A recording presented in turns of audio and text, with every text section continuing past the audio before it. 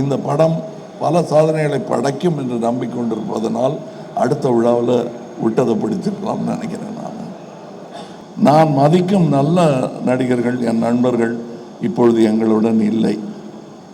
அவங்களாம் இந்த வெற்றி விழாவில் பங்கெடுத்திருக்க வேண்டியவர்கள். சார், என்னால் முடிஞ்சது பண்ணியிருக்கேன் அப்படின்னு சொல்ல தோணும்.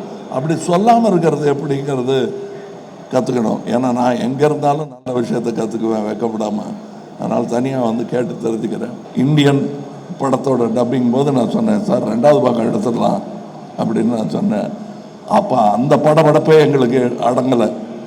இது எப்படியாவது ரிலீஸ் பண்ணோன்னு. அப்போ நல்லா தான் இருக்குது சார், இப்போ அதை பற்றி பேசாதீங்க சார் லெவலில்.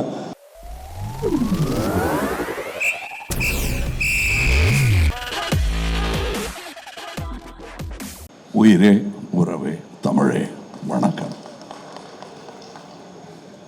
அதாவது உலக சினிமாவில் ஒரு சினிமாவை செய்துவிட்டு அதன் 2ஆம் முறையாக அதை செய்யும்போது அதே டைரக்டர் அதை இயக்குவது என்பது 2 பேர் எனக்கு தெரிஞ்சு நடந்திருக்கு. ஒருத்தர் செசில் பி டிமில், இன்னொருத்தர் ஹிச்காக்.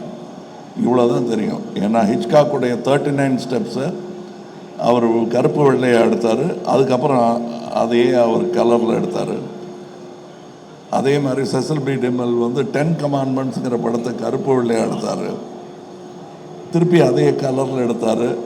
இன்னி வரலும் அது பேசப்படுகிறது. அந்த வாய்ப்பெல்லாம் யாருக்குமே கிடைக்காது. இது சங்கர் அவர்களுக்கு கிடைத்திருக்கிறது.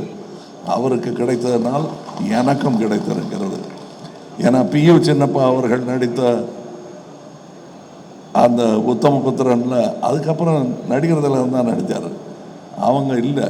நான் இருந்து இந்த 2ஆம் பாகத்தை பார்ப்பது, அதுவும் இந்த 2ஆம் பாகம் என்னும் ஒரு ஃபேஷன் வருவதற்கு முன்னாடி எடுத்துகிட்டு வந்தாங்க முதல் பாகத்தை. வேணா ஒரு தற்பெருமை ஒன்று நான் சொல்லிக்கலாம்.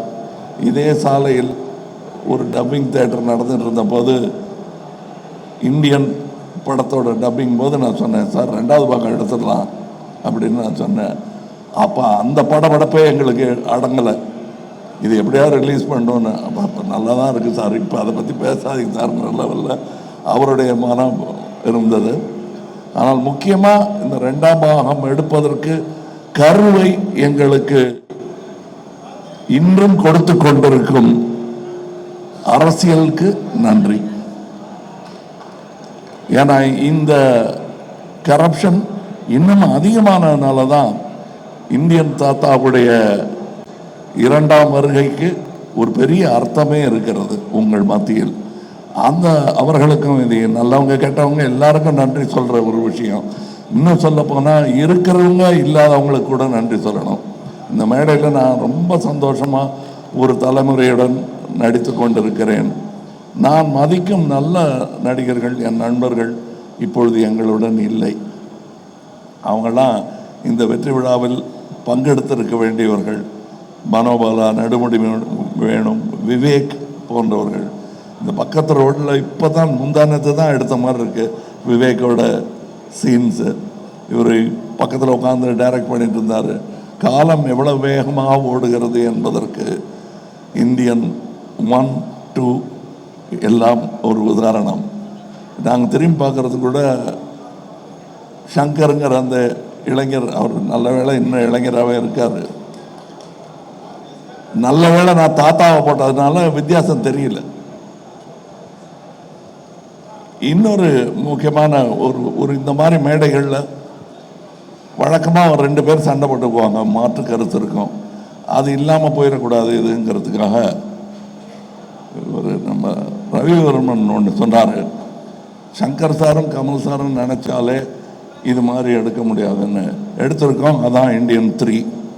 இந்த மேடையில் அதை பேசக்கூடாது. ஸோ அவரையும் எதிர்த்து பேசிட்ட ஒரு சந்தோஷம் எனக்கு இருக்குது. அவருக்கு தான் சம்மந்தப்பட்டிருக்காரு. இதில் இருக்கிற எல்லாருக்கும் ஒவ்வொருத்தருக்கும் நான் நன்றி சொல்ல ஆரம்பித்தேன்னா, நாங்கள் பாம்பே போகிறதா இருக்கோம் அடுத்த விழாவுக்கு. அது ரத்து செய்ய வேண்டியிருக்கும். இப்போ டைரக்டரே சொல்லிட்டாரு குணால் அவர்களை பற்றி. குணால் அவர்களை நான் சந்திச்சே 10 வருஷம் ஆச்சுன்னு சொன்னால் மேலே ஆயிடுச்சு. எனக்கே ஆச்சரியமாக இருக்குது. விஸ்வரூபத்தும் போது நான் அவரை சந்தித்தேன், அதில் வேலை செஞ்சார்.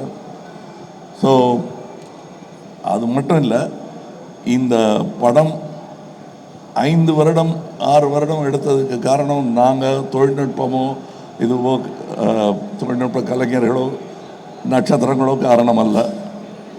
இயற்கை, கோவிட்லேருந்து விபத்துக்கள்லேருந்து பல விஷயங்கள் எங்களுக்கு இடையூறாக வந்தும் அதிலிருந்தெல்லாம் எங்களை மீட்டு தோளில் சுமந்து வந்த லைக்கா நிறுவனத்திற்கும் ரெட் ஜெயண்ட் நிறுவனத்திற்கும் என்றென்றும் இந்தியன் 2ம் 3யும் கடமைப்பட்டது. அதன் வெற்றியை அனுபவிக்க வேண்டும் முதல் ஆட்கள் அவர்களாக இருக்க வேண்டும் என்பதுதான் சங்கர் அவர்களுக்கும் எனக்கும் ஆசையாக இருக்கிறது. காரணம், அதை எடுத்து அதை ஒரு ரசிகனாக ஏற்றெடுத்த உதயநிதி அவர்களுக்கும் நான் நன்றி சொல்கிறேன். ஏன்னா அவர் இதில் சம்மந்தப்பட்டது காரணமே அவர் இந்த படத்தையும் இதன் நடிகனையும் டைரக்டரையும் பெரிதாக ரசிக்கிறார் என்பதுதான் உண்மை. மற்றபடி இப்போ இங்கே பேசும்போது சித்தார்த் சொல்லிட்டாரு, அவர் தனியாக பேசும்போதே மேடையில் மைக்கு கொடுத்து பேசுகிற மாதிரி தான் என்கிட்ட பேசுவார். அது சொன்னால் நம்ப மாட்டீங்க. இந்தியன் 3 வரட்டும், அப்புறம் வேணால் கொஞ்சம் நம்பிக்கை வரும் உங்களுக்கு. நானே ஒரு கண்ணை சுருக்கி தான் பார்ப்பேன், நிஜமாகவே என் மேலே இவ்வளோ பிரியம் இருக்குமான்னு. அந்த அளவுக்கு பிரியம் காட்டக்கூடியவர்கள் இங்கே இருக்கும் என் சகோதரர்களும் அப்படித்தான். இதில் இந்த 100%ன்னு சொன்னார் இல்லையா டைரக்டர், அது எப்படி 100% கொடுக்க முடியுங்கிறத கற்றுக்க வேண்டிய ஒரு ஆள் அனிருத்துன்னு நினைக்கிறேன். ஏன்னா என்னால் ஒரு அளவுக்கு மேலே கேட்டாங்கன்னா, சார் என்னால் முடிஞ்சது பண்ணியிருக்கேன் அப்படின்னு சொல்ல தோணும். அப்படி சொல்லாமல் இருக்கிறது எப்படிங்கிறது கற்றுக்கணும். ஏன்னா நான் எங்கே இருந்தாலும் நல்ல விஷயத்தை கற்றுக்குவேன் வெக்கப்படாமல். அதனால் தனியாக வந்து கேட்டு தெரிஞ்சுக்கிறேன். இங்கே இருக்கும் என்னுடைய நண்பர்கள் எல்லோருமே இந்த படத்தில் சம்பளம் வாங்கிட்டு நடித்த மாதிரியே எனக்கு தோணலை.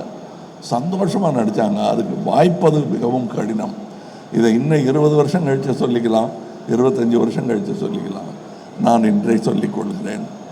இந்த யாராவது நான் சொல்ல விட்டுருந்தேன்னா, இந்த படம் பல சாதனைகளை படைக்கும் என்று நம்பிக்கொண்டிருப்பதனால் அடுத்த விழாவில் விட்டதை பிடிச்சிருக்கலாம்னு நினைக்கிறேன் நான். மற்றபடி உங்களுக்கு நான் இதுவரை அமைதி காத்ததற்காகவும் இனி கொடுக்க போகும் உங்கள் பாராட்டு விமர்சனம் அனைத்திற்குமே நன்றி சொல்லி விடைபெறுகிறேன். ஜெய் ஹிந்த்.